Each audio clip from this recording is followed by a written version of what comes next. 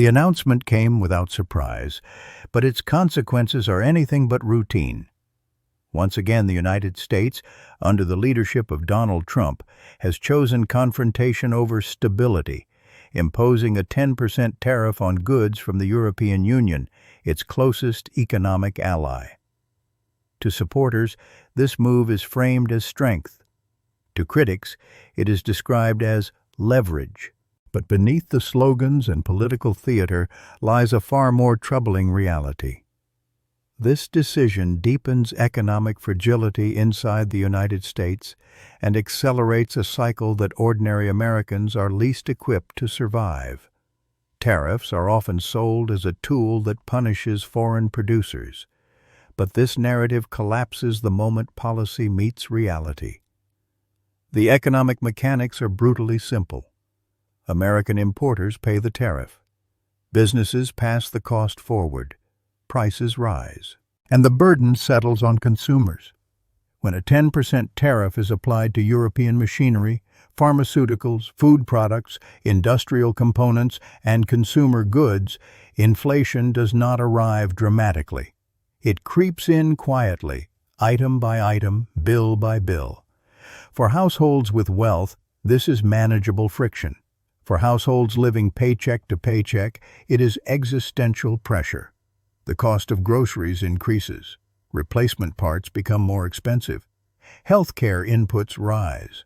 Transportation and energy costs compound. And wages do not keep pace. This is not theoretical economics. It is lived reality. Low-income Americans already allocate most of their income to essentials. They do not have portfolios to hedge against policy risk. They cannot absorb inflation through savings. When prices rise because of political decisions, their margin for survival disappears. What makes this moment especially grim is the contradiction at its core. The rhetoric behind tariffs claims to protect forgotten Americans. Yet the economic impact lands most heavily on precisely those communities. Tariff-driven inflation is among the most regressive forms of economic harm. It does not scale by wealth. It punishes vulnerability. And unlike market-driven price fluctuations, it is entirely self-inflicted. A political decision becomes a social cost. But the damage does not end at household budgets. Tariffs disrupt the internal logic of the American economy itself. Modern U.S. industry is deeply integrated with global supply chains, many of which run through Europe. Components cross borders multiple times before becoming finished products. When tariffs are imposed, costs ripple through manufacturing, logistics, and distribution. Businesses face a dilemma. With no good options, raise prices and lose demand, absorb costs and destroy margins, or cut labor to survive. Each option weakens the economy. Investment slows. Expansion plans are shelved. Hiring freezes spread quietly. Layoffs arrive later, after the political headlines have moved on. This is how economic decline unfolds in advanced economies, not through collapse, but through erosion. The illusion of control is perhaps the most dangerous element of tariff politics. Tariffs create the appearance of action, of decisiveness, of sovereignty reclaimed. But they do not address the structural challenges facing the U.S. economy: productivity, stagnation, inequality, aging infrastructure, and long-term fiscal strain. Instead, they distract from them. Worse, they amplify instability by introducing uncertainty into every business calculation. When trade policy becomes a political weapon rather than a predictable framework, confidence evaporates. Capital becomes cautious. Long-term planning gives way to short-term defense. Over time, this changes behavior. Firms prioritize survival over innovation. Risk-taking declines. Economic dynamism fades. The American economy does not suddenly break. It hardens, slows, and becomes brittle.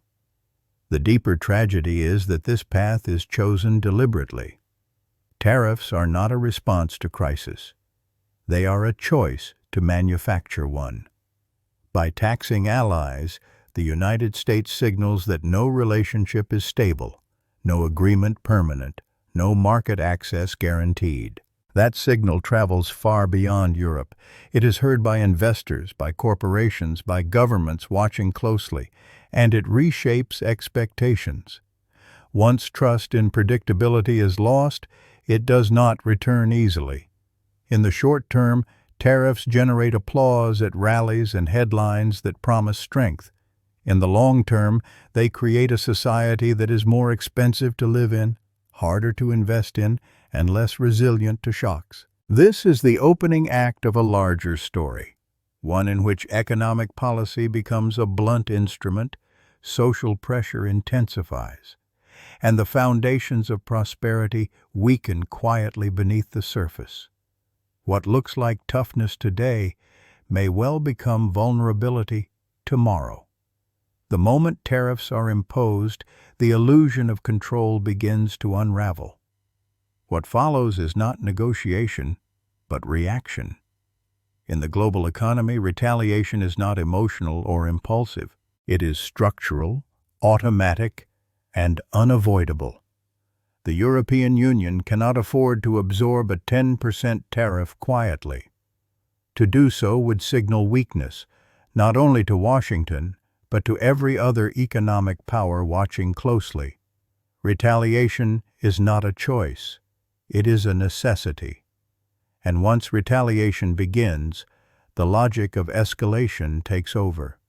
European countermeasures are not designed to be loud, they are designed to be effective. They target American exports that matter economically and politically: agriculture, industrial equipment, manufactured goods, consumer brands, and high-value services.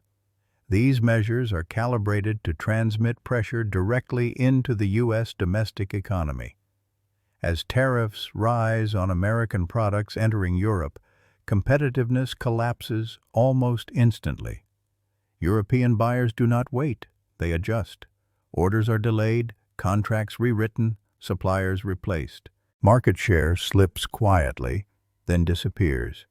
And unlike stock prices, lost market access does not rebound with optimism. Once buyers restructure supply chains, the old supplier becomes optional, sometimes permanently. For American exporters, this creates a grim double bind. Input costs are already rising at home because of tariffs on imported components. Now, foreign revenues begin to shrink. Margins are squeezed from both ends. Businesses respond predictably. Investment freezes, expansion plans are canceled, hiring slows, and layoffs begin. This does not appear on headlines as a single crisis. It spreads gradually, sector by sector, state by state. The political narrative lags reality. By the time economic damage becomes visible, it is already entrenched. This is the hidden cost of trade wars: time asymmetry. Policy decisions are instant, economic consequences are delayed. That delay creates denial. Supporters dismiss early warnings. Leaders declare victory before losses appear. But the economy keeps score, even when politics does not. Over time, the pressure compounds. Export-dependent regions suffer first. Rural communities reliant on agricultural exports feel the strain. Industrial hubs tied to transatlantic trade lose momentum. Supply chains, once optimized for efficiency, are forced into costly redesigns. Productivity falls, prices rise, growth weakens, confidence erodes. The broader economy begins to slow not because of a recessionary shock, but because of sustained friction. This is where pessimism takes root. Businesses stop asking how to grow and start asking how to survive. Investors stop pricing opportunity and start pricing risk. Consumers sense instability and pull back. Spending slows. Credit tightens. Economic momentum fades, And yet, politically, escalation becomes harder to reverse. Each round of tariffs creates constituencies invested in conflict. Retaliation becomes justification for further escalation. Compromise is reframed as weakness. The exit ramps disappear. Meanwhile, America's allies draw conclusions. Trade policy is no longer rules-based. It is conditional, volatile, and politicized. That realization triggers a quiet but profound shift. Europe accelerates efforts to reduce dependence on the U.S. market. Alternative trade relationships gain urgency. Regional supply chains deepen. Financial exposure is reassessed. None of this is framed as anti-American. It is framed as prudent risk management. The result, however, is unmistakable. The United States becomes less central, less indispensable, less trusted. What began as a tariff dispute transforms into a structural realignment. The Western economic core weakens from within. The shared assumptions that once anchored global commerce, predictability, coordination, mutual benefit, give way to suspicion and hedging.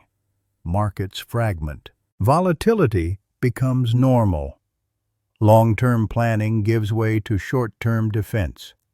In this environment, pessimism is not emotional. It is rational. The economy no longer feels like a system built for progress. It feels like a system bracing for damage. And as the trade war deepens, the question shifts. It is no longer about who wins concessions. It becomes about who can endure decline the longest. That is not a contest of strength. It is a measure of decay. And once an economy enters that phase, recovery becomes harder, slower, and more uncertain than anyone is willing to admit. The most dangerous consequences of tariff politics do not arrive immediately.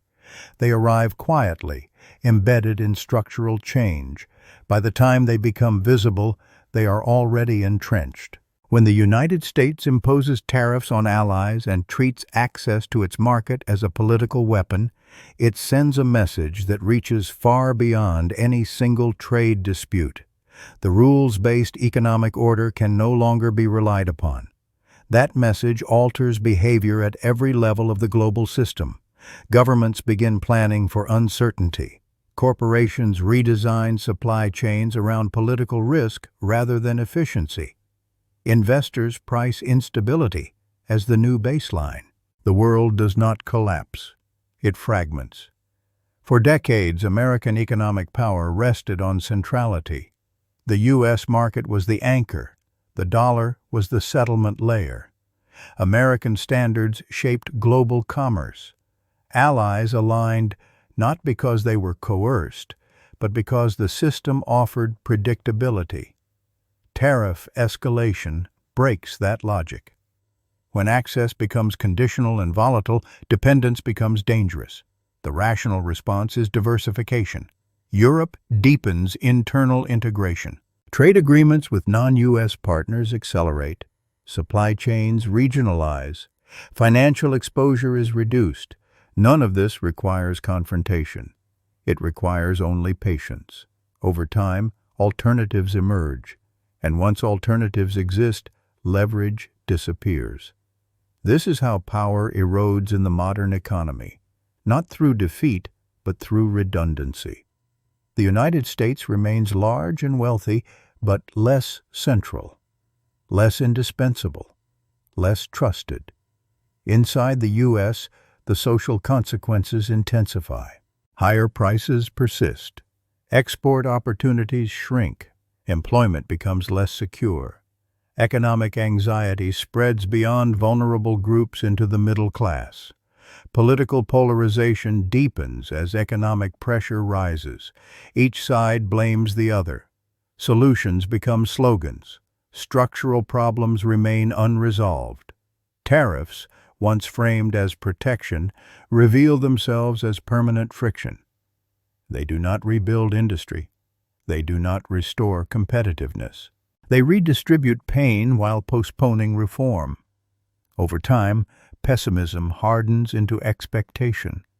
Businesses plan for stagnation rather than growth.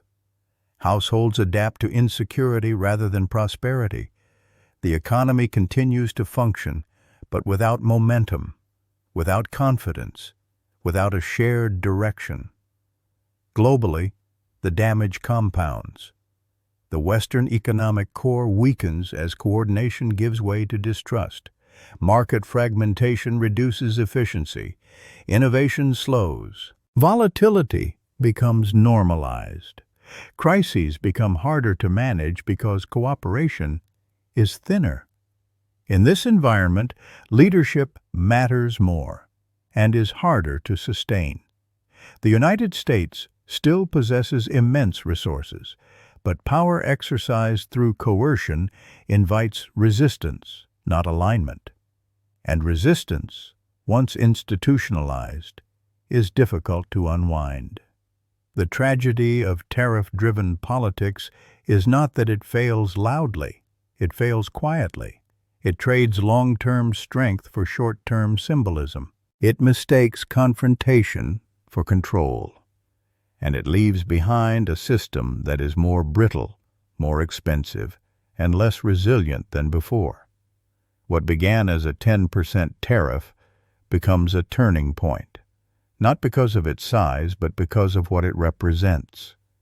A shift away from integration, a retreat from predictability, a world where economic relationships are no longer governed by trust, but by threat. In such a world, everyone loses, but the costs are uneven. Those with power can endure longer. Those without it absorb the damage first.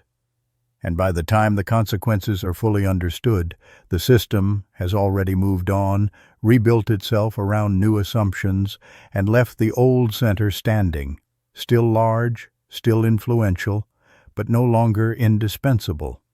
That is the quiet cost of choosing confrontation over cooperation.